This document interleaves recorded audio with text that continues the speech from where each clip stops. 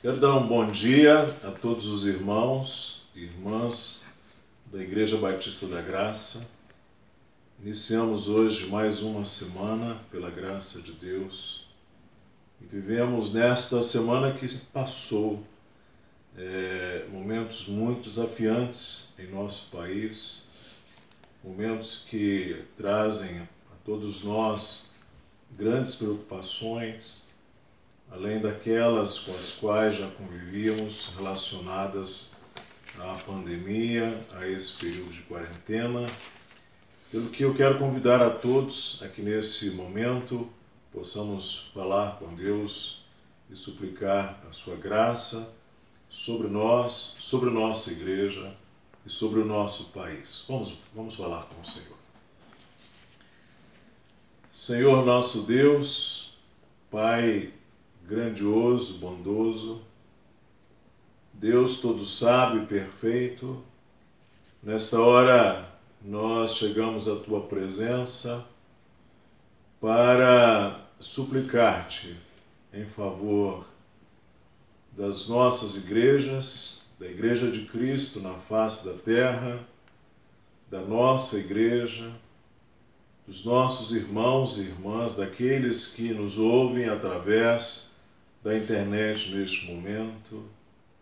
E queremos suplicar ao Senhor graça para o nosso país, graça para as nossas instituições, misericórdia para aqueles que nos governam, para que sejam mais sóbrios, mais sábios, mais retos, mais dignos, mais justos, que as nossas instituições sejam mais sãs. Nós pedimos que a influência da Igreja do Senhor para este propósito seja cada vez mais viva, que possamos ver dias de uma igreja mais saudável, mais bíblica, mais caracterizada, norteada pela mente sábia, pela luz que vem do Senhor Jesus Cristo, da sua palavra. Livra-nos desses modelos caóticos de ministérios, de padrões eclesiásticos, e livra-nos de uma sociedade, de uma política, de uma economia que distanciam-se destes valores do reino de Cristo Jesus, o nosso Senhor. Abençoa a todos neste momento, já grave por conta desta pandemia, por conta das implicações e demandas que este momento está impondo ao nosso país, como de fato em muitos lugares. Dá-nos sabedoria sobre como proceder neste tempo, nas decisões que teremos que tomar em breve. Nós contamos com a Tua graça, com a Tua direção, em nome de Jesus. Amém. Nós estamos em nossa série dominical expositiva na segunda carta de Paulo aos Coríntios, e hoje nós chegamos aqui a 2 aos Coríntios, capítulo 5, os versos de 1 a 10. E provavelmente, por conta desse contexto, se nós não estivéssemos pregando expositivamente, portanto, sequencialmente nesta epístola, este seria um dos textos que nós poderíamos nos ver tentados a evitar, a pular, a deixar de lado, mas nós temos um compromisso com a palavra de Deus, com a exposição da palavra de Deus, e nós não faremos isto. Nós vamos considerar esse texto em toda a sua verdade, em toda a sua simplicidade, e não deixando que o jugo do contexto, o jugo deste mundo, o jugo das contingências se imponham à nossa liberdade, ou ainda mais a liberdade da palavra de Deus de governar sobre nós. Eu gostaria de lembrar que o apóstolo Paulo, na sessão passada, que vimos no domingo próximo passado, ele disse: ainda que o nosso homem exterior se corrompa, contudo o nosso homem interior se renova de dia em dia, porque a nossa leve e momentânea tribulação produz para nós eterno peso de glória, acima de toda comparação. E ele concluiu aquela palavra dizendo: não atentando nós nas coisas que se veem, mas nas que se não veem, porque as que se veem são temporais e as que se não veem são eternas. E é nesse contexto, então, quando ele acaba de dizer que ele coloca o seu foco não nas coisas que se veem, não nas contingências, não nas circunstâncias, ele não deriva o norte do seu ministério, do seu trabalho, dessas circunstâncias postas, das reações, da receptividade, da compreensão, nem mesmo do êxito, não é? Mas ele deriva da fé, uma vez que ele contempla as coisas que se não veem, porque as que se veem são temporais e as que se não veem são eternas. Ele então coloca assim em 2 Coríntios 5, de 1 a 10, e eu convido você a ler aí comigo esse texto. Sabemos que, se a nossa casa terrestre deste tabernáculo se desfizer, temos da parte de Deus um edifício, casa não feita por mãos, eterna nos céus. E por isso, neste tabernáculo gememos, aspirando por sermos revestidos da nossa habitação celestial. Se, todavia, formos encontrados vestidos e não nus, pois, na verdade, os que estamos neste tabernáculo gememos angustiados, não porque queremos ser despidos, mas revestidos, para que o mortal seja absorvido pela vida. Ora, foi o próprio Deus quem nos preparou para isto, outorgando-nos o penhor do Espírito. Temos, portanto, sempre bom ânimo, sabendo que, enquanto no corpo estamos ausentes do Senhor, visto que andamos por fé e não pelo que vemos. Entretanto, estamos em plena confiança, preferindo deixar o corpo, e habitar com o Senhor. É por isso que também nos esforçamos, quer presentes, quer ausentes, para lhe sermos agradáveis. Porque importa que todos nós compareçamos perante o tribunal de Cristo, para que cada um receba, segundo o bem ou o mal que tiver feito por meio do corpo. Não sei se você se lembra, mas o apóstolo Paulo, além de pregador do Evangelho, além de apóstolo de Cristo, tinha por profissão o ser fazedor de tendas. Ele fazia tendas. No mundo antigo, especialmente após as estradas construídas pelo Império Romano, o Oriente Médio experimentou grande mobilidade, porém de percursos longos. As hospedarias eram precárias, as vilas eram modestas, as casas eram pequenas, e as pessoas então nesses trajetos, elas usavam tendas para se abrigar, e muitas pessoas e muitas comunidades de fato habitavam em tendas. E a tenda, ela tinha, e ainda tem, claro, 3 características. A primeira é a característica da transitoriedade, ou seja, não se monta uma tenda para, pelo menos em regra, para permanecer nela para sempre. Monta-se a tenda, desmonta-se a tenda e segue-se adiante, porque a tenda tem a característica de marcar percursos, peregrinações, transitoriedades. Além disso, a tenda tem a característica da vulnerabilidade. Ela é vulnerável, ela depende absolutamente de que aqueles que ali estão montem guarda, ou se houver um acampamento, haja um guarda.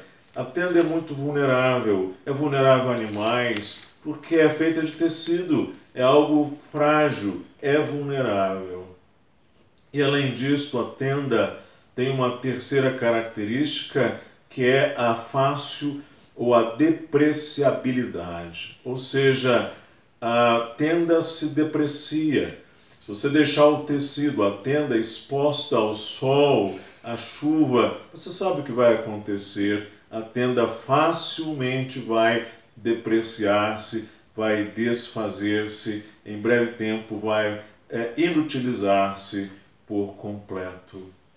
O apóstolo começa esse texto fazendo um contraste entre o tabernáculo terrestre e a casa celestial. Ele faz isso nos versos de 1 a 3.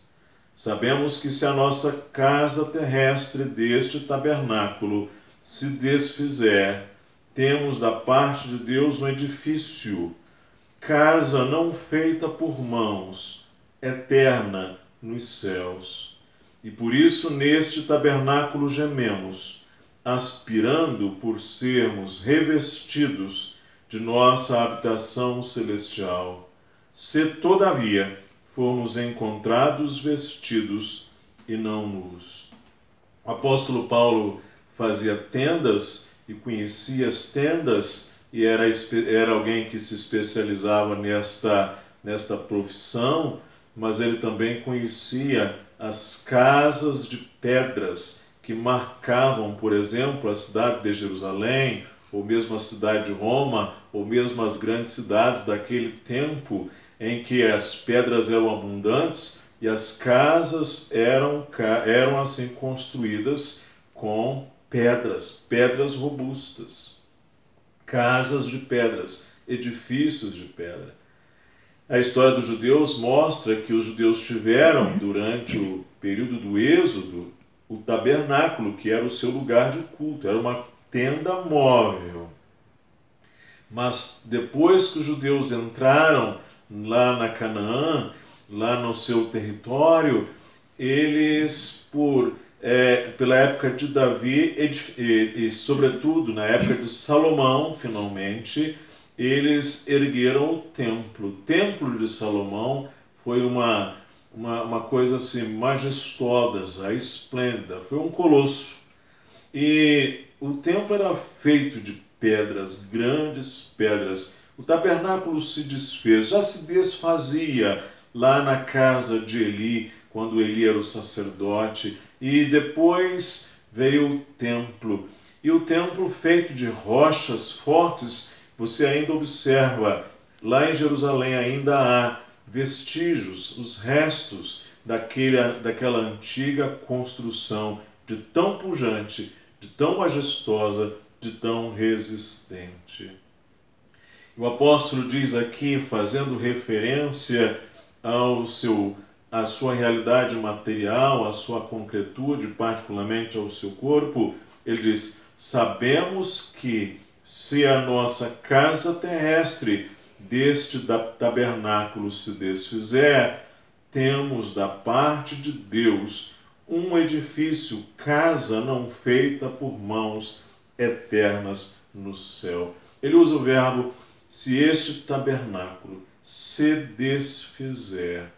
Ele está sujeito, como todos nós, à ação do tempo, à ação do espaço. Não há como separar tempo e espaço em absoluto. Ele está debaixo do fardo da temporalidade.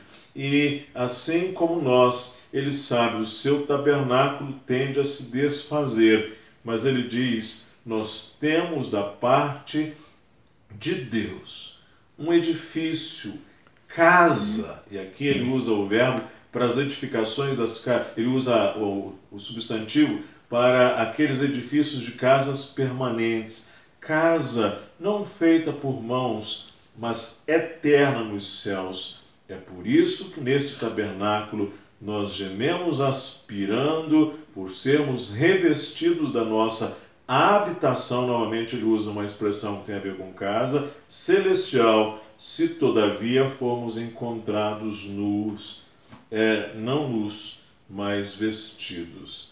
Ou seja, o apóstolo faz aqui um contraste entre o temporal e o eterno, entre o terrestre e o celestial. Como nós dissemos e lembramos, as tendas eram feitas de tecidos.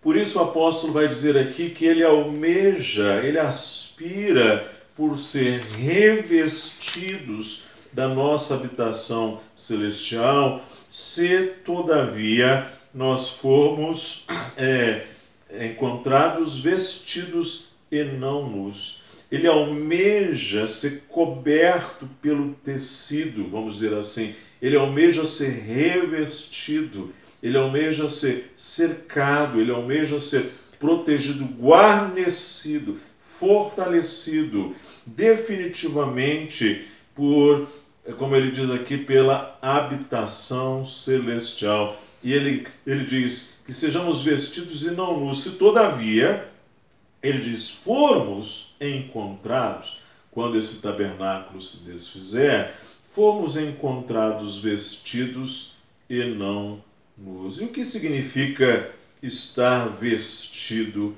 e não nus?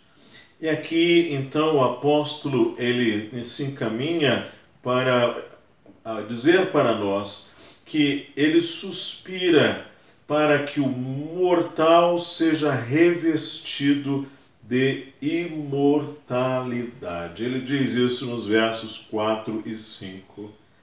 Pois, na verdade, os que estamos neste tabernáculo gememos, angustiados, não por querermos ser despidos, mas revestidos, para que o mortal seja absorvido pela vida. Ora, foi o próprio Deus quem nos preparou para isso, outorgando-nos o penhor do Espírito. A história dos hebreus começa lá com Abraão e os patriarcas sendo peregrinos na terra de Canaã. Hebreus 11 diz que Abraão, Isaque, Jacó e os patriarcas, os pais da nação judaica, eles foram peregrinos na terra da promessa, habitando em tendas, aguardando uma cidade que tem fundamentos, da qual Deus é o arquiteto e o edificador. Os judeus também, depois da época de Moisés, quando deixaram o Egito, eles, já lembramos, eles tinham lá as suas tendas no deserto. Eles tinham o seu acampamento no deserto, os seus acampamentos conforme as suas tribos. E no coração daquele grande acampamento estava o tabernáculo, a tenda do Senhor. E eu lembrei há pouco que a tenda tem as características da transitoriedade, da vulnerabilidade, da depreciabilidade. E imagine aqueles judeus no deserto, não é? Eles viviam as noites, os frios das noites, as chuvas, as intempéries, as geadas, o desconforto naquele tempo em que eles habitavam em tendas. E agora o apóstolo diz sobre ele, não é? Pois, na verdade, os que estamos neste tabernáculo, gememos angustiados, não por querermos ser despidos. Eu peço que você preste atenção nessa expressão. Não por querermos ser despidos, mas revestidos, para que o mortal seja absorvido pela vida. Aqui você observa os desejos do apóstolo colocados numa perspectiva sã. O apóstolo não é alguém que tem apenas aquele desejo de acabar-se, de se extinguir-se, defindar-se. Ou seja, ele não tem apenas aquele desejo de simplesmente morrer. Ele diz que sim, nesse tabernáculo, que é, como nós vimos, um tabernáculo que se desfaz, que é temporal, que perece, que deprecia, mas ele diz, neste tabernáculo, nós gememos angustiados, não por querermos ser despidos, mas revestidos, para que, e aí observe, para que esse mortal seja absorvido pela vida.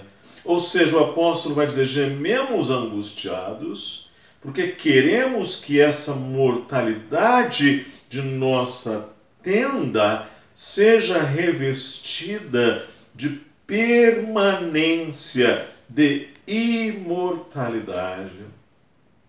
Deus fez o ser humano e ele diz, o ser humano tornou-se alma vivente. Alma vem lá do sentido de garganta, de desejo, de fome.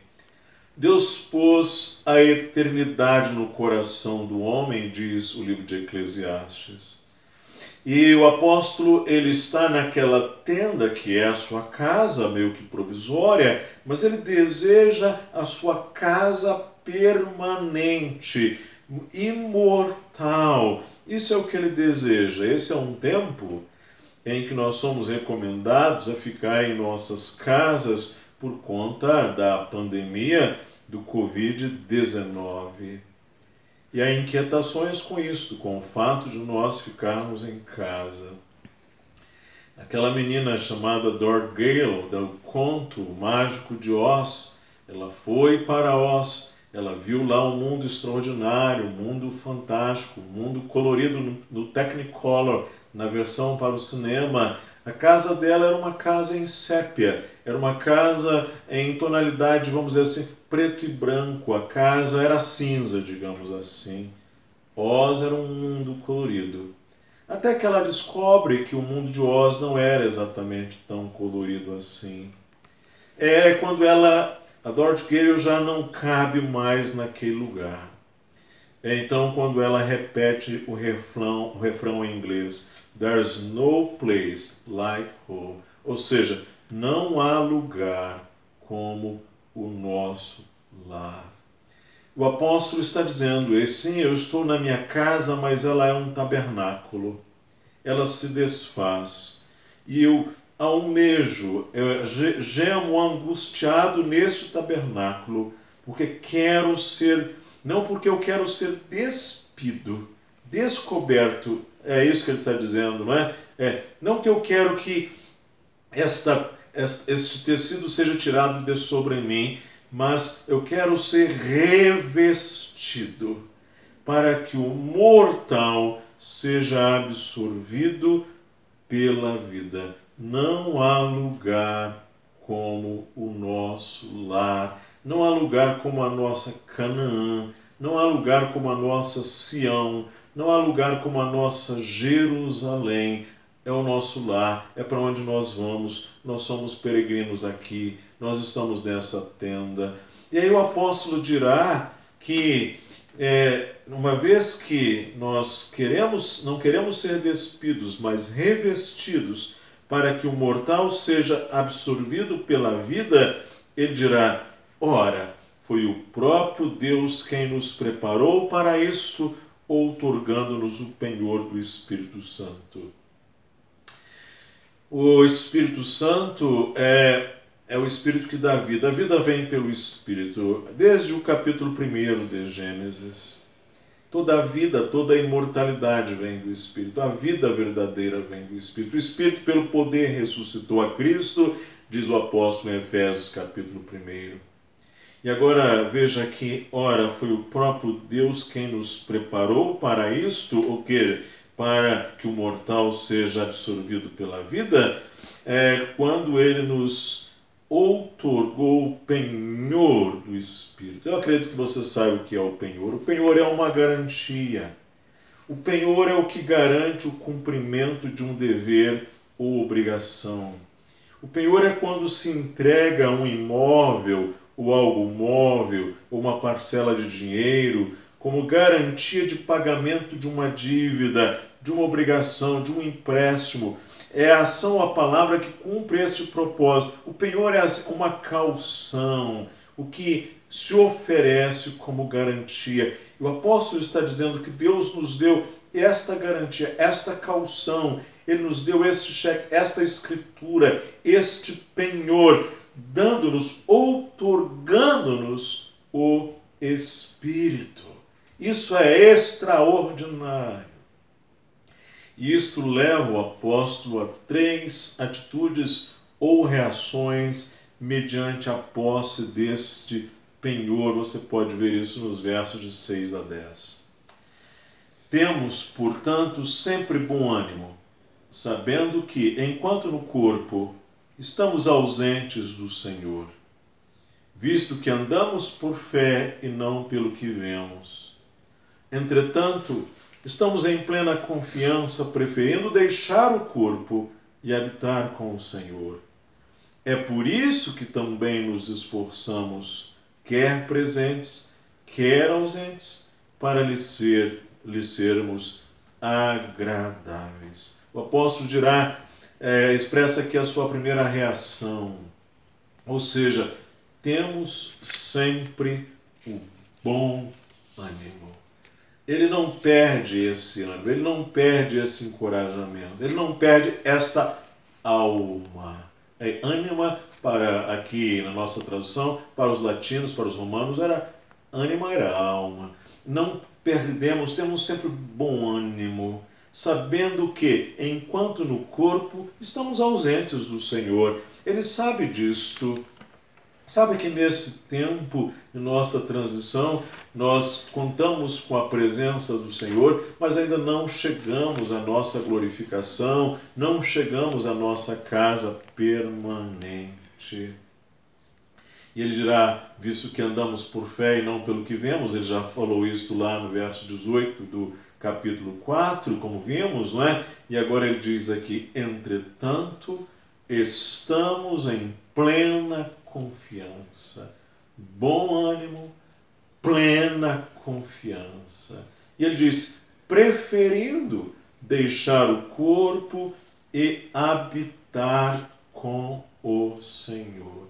Ele vai dizer que, de fato, para ele é preferível deixar o corpo e habitar com o Senhor, porque ele contempla firmemente, fortemente, de maneira convicta, segura, por causa do penhor, por conta da promessa, por conta da garantia. Ele tem plena confiança. E isto diz, inclusive, nessa expressão que para nós, nesse tempo, é como que uma expressão ousada, eu diria talvez para alguns até desconfortante, não é?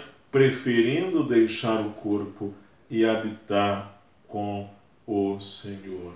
E ele dirá, por fim, é por isto que nos esforçamos. Ou seja, o apóstolo, além do bom ânimo, além da plena confiança, ele tem um esforço e ele se esforça, quer presente, como ele esteve em Corinto há um tempo, quer ausente, como ele agora estava enviando, e portanto essa sua carta, quer presente, quer ausente, ele se esforçava para trazer a boa notícia, para trazer esta boa nova, para trazer esta nova que agradava, que trazia prazer, deleite ao coração. Não é para sermos agradáveis no sentido subjetivo ou narcísico da palavra, é para sermos agradáveis no sentido de trazer a palavra da boa notícia, da boa nova, que é exatamente o que ele está fazendo enquanto escreve estas palavras. E a conclusão dele, diante dessas 3 atitudes, é simples. Ele diz, virá o inevitável, porque importa que todos nós compareçamos perante o tribunal de Cristo, para que cada um receba, segundo o bem ou o mal, que tiver feito por meio do corpo. Todos nós haveremos de comparecer ao tribunal de Cristo, diz o apóstolo Paulo, a fim de que cada um receba segundo o bem ou o mal, bem aqui não no sentido da boa obra, bem no sentido daquilo que é bom no sentido ético, bom no sentido mais pleno da palavra, não bem no sentido imediato, contextual apenas, bem no sentido da ética, bem no sentido mais amplo da teologia e da filosofia, para que cada um receba segundo o bem ou o mal que tiver feito por meio do corpo. Por meio do corpo, que é isso? Você talvez vai perguntar. Então o corpo é mau, como pensou Platão? Não é isso que o apóstolo Paulo está dizendo. O que o apóstolo Paulo está dizendo é o que fizemos enquanto residimos nesta tenda. A nossa condição enquanto nós residimos nesta tenda, enquanto nós peregrinamos neste tabernáculo, ou seja, nós vamos comparecer diante de Cristo e haveremos de prestar contas da nossa realidade durante a nossa vida temporal. Esse é o ponto. Haveremos de prestar contas das nossas condições durante a nossa vida passageira, frágil, perecível, depreciável, que se desfaz. O que nós fizemos de nossa existência? O que nós fizemos enquanto estávamos, ou por meio do corpo, não é? Aqui não é o corpo enquanto uma coisa, um adendo, não. É enquanto estamos neste corpo, nesta realidade, nesta conjuntura física, o que nós fizemos? Ele diz, nós haveremos de comparecer todos. O apóstolo Paulo se inclui os seus leitores, inclui a todos, diante do tribunal de Cristo. Sabe, irmãos, a poetisa brasileira chamada Cecília Meirelles, ela disse uma vez algo bem simples. O vento é sempre o mesmo, mas sua resposta é diferente em cada folha. O vento é sempre o mesmo, mas sua resposta é diferente em cada folha. Somente a árvore seca fica imóvel entre borboletas e pássaros, disse a poetisa. Este é um momento em que todos nós, eu, você, todos nós estamos colocados muito vividamente e nós somos colocados diante do senso da nossa mortalidade. Estamos aí exatamente recolhidos em nossas casas, ou fazendo quarentena, ou tomando os nossos cuidados, ou usando esta máscara, ou fazendo aquilo outro, ou usando gel, ou tomando precauções, ou alguns tomados de pânicos, infelizmente, porque estamos colocados diante do senso da nossa mortalidade. E a grande pergunta é, você está nu ou você está vestido? O apóstolo diz que Deus lhe havia preparado para a imortalidade, para que o mortal fosse absorvido, não para que o mortal simplesmente se extinguisse, não é? Mas para que o mortal fosse absorvido pela vida. O apóstolo diz que Deus lhe havia dado penhor do Espírito Santo. E isso trouxe a ele, como nós vimos, bom ânimo, plena confiança e um esforço denodado contínuo. Você desfruta desta plena confiança e segurança? Você desfruta disto?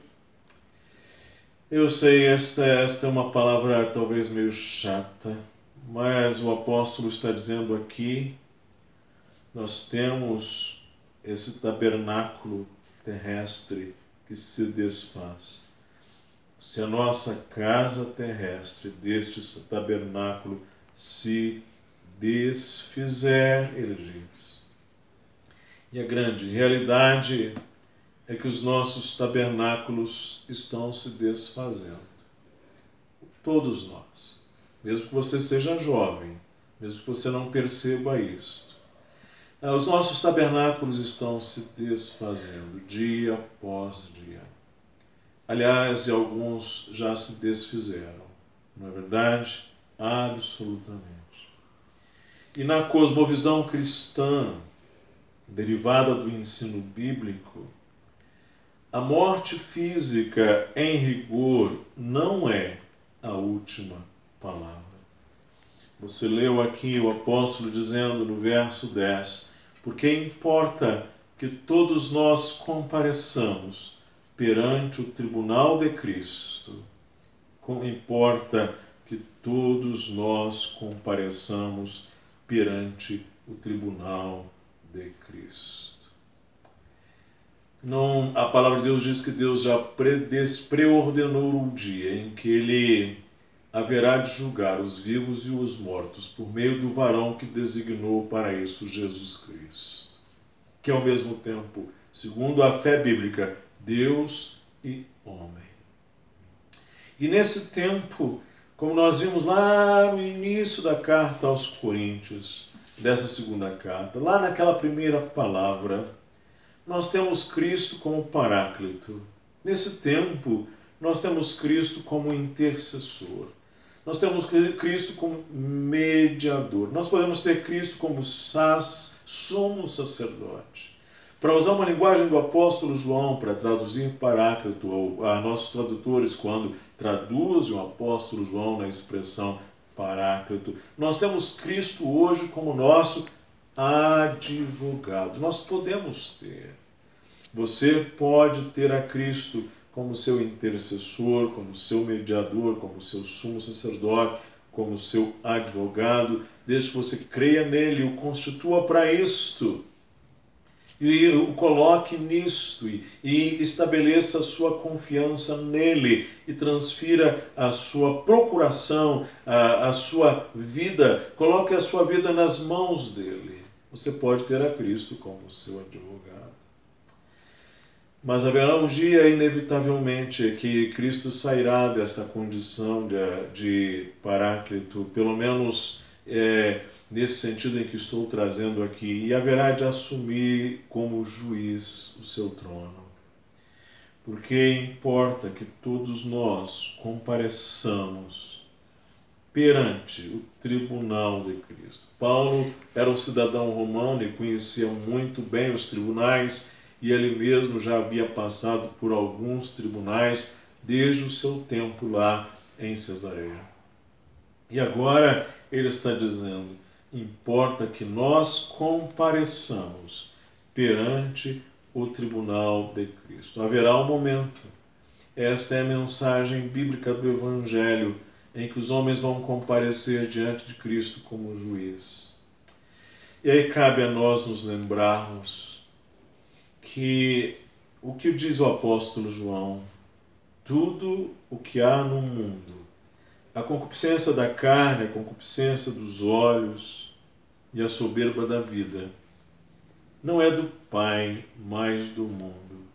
E o mundo passa, e a sua concupiscência, mas aquele que faz a vontade de Deus permanece para sempre.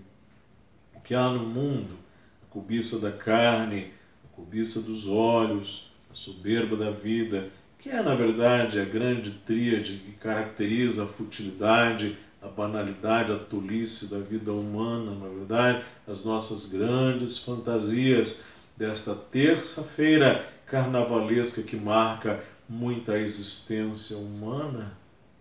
Mas todas estas coisas passam. O mundo passa, sua cobiça passa, mas aquele que faz a vontade de Deus permanece para sempre.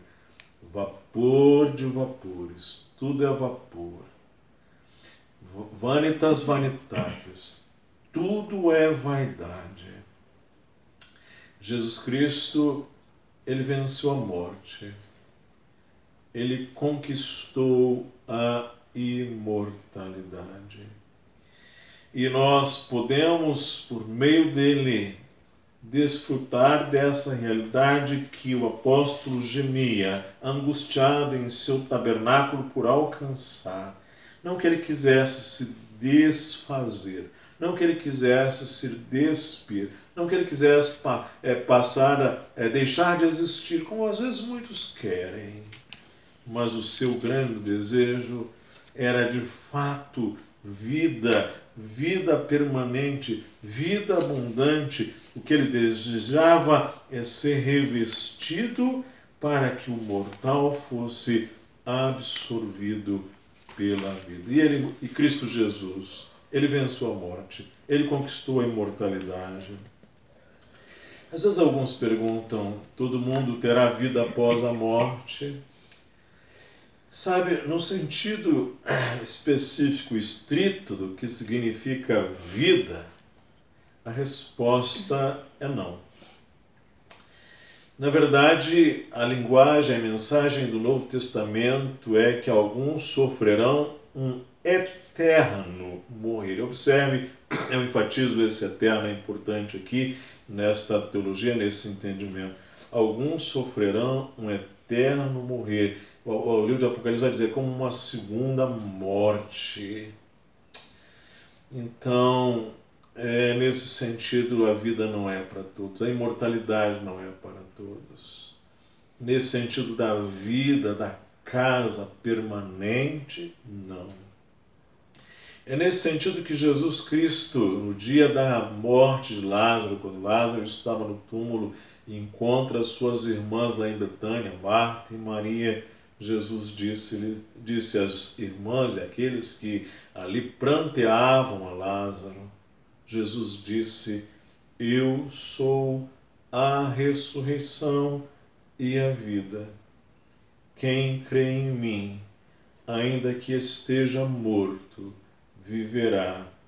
E todo aquele que vive e crê em mim, nunca morrerá. Crês isto? Esse desejo de ser revestido da imortalidade se cumpre em Cristo. E você pode encontrar em Cristo esta plenitude, esta esperança, esse cumprimento, em vez de passar, em vez de apagar, em vez de que apenas a cobertura da tenda seja removida e você fique despido. É possível em Cristo ser o mortal, ser absorvido pela vida, esse tabernáculo, ser revestido de uma casa permanente, não feita por mãos, mas eterna nos céus. Creia nisto e que Deus te abençoe. Eu quero orar com você. Senhor nosso Deus, Pai de nosso Senhor Jesus Cristo, peço-te nesta hora que tua palavra aqui colocada diante de nós, por meio do ministério do apóstolo, se torne verdade para nós, se torne boa semente no coração daqueles que a ouviram, daqueles a quem já tem sido dado o penhor do Espírito.